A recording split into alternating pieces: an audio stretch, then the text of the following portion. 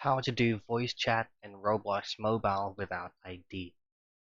So if you're going to be doing this method on your PC or laptop or even to your mobile device, all the actual process is the same.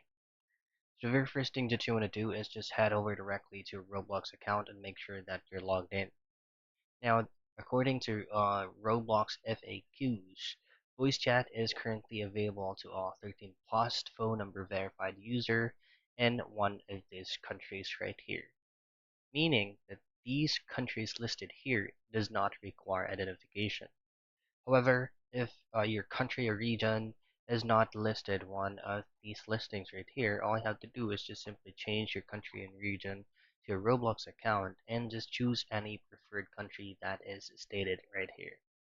Now, if you don't have the area code of these number, what you want to do is just simply use um, an E number or electronic number that is currently on any resources that you can find, maybe on Google, to have a one-time password or OTP received for you to be verified.